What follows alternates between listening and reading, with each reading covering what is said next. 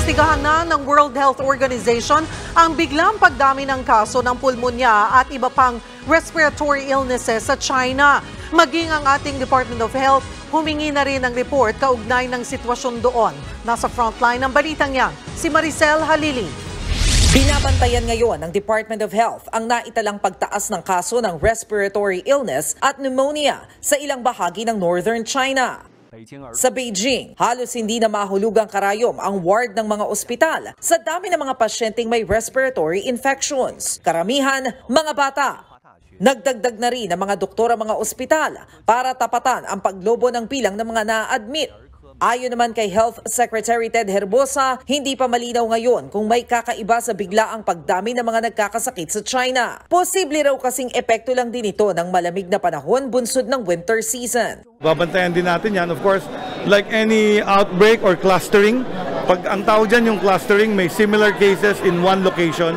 In the temperate countries like China, respiratory illnesses really rise during the cold season. I just hope it's just a regular flu or not a new emerging infectious disease. Sana.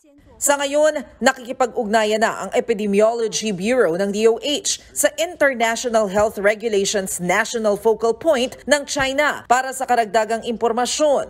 Ang World Health Organization naman, formal na ring humingi ng report sa China tungkol sa outbreak. Pero sa isinumiting mga datos ng National Health Commission ng China, lumabas na wala namang kakaibang pathogens gaya ng bagong virus na na-detect. Sa halip, itinuro nitong salarin ang mga nauna ng uri ng virus gaya ng Mycoplasma pneumoniae. Isa itong uri ng bacterial infection na nagdudulot ng pneumonia. Laganap din daw doon ngayon ang influenza virus, respiratory syncytial virus o RSV at adenovirus. Nakapagpalala rin daw sa hawaan ang pagluwag ng COVID-19 restrictions sa China. Ayon naman sa infectious disease expert na si Dr. Edsel Salvania, normal na trend na ang pagtaas ng respiratory illness sa iba't ibang panig ng mundo dahil sa pagluwag ng COVID restrictions. Kalimitan daw kasing dito tumataas ang tridemic cases o mga kaso ng RSV, trangkaso o influenza at SARS-CoV-2 na nagdudulot ng COVID-19. During the pandemic po, syempre nakamask po lahat, hindi umiikot.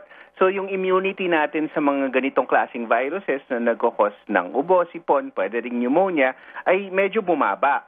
Dito naman sa Pilipinas, may naitatala na ring pagdami ng mga kaso ng influenza-like illnesses. Kaya paalala ng DOH, ugaliin pa rin ang pagsusuot ng face mask, pagpapaturok ng bakuna, pag-iwas sa matataong lugar, lalo na kapag may sakit, at pagpapakonsulta sa doktor kapag may nararamdamang sintomas. Nagbabalita mula sa Frontline, Maricel Halili, News 5. Mga kapatid, Cheryl Cosim po. Iba na ang may alam at may pakialam sa panahon ngayon.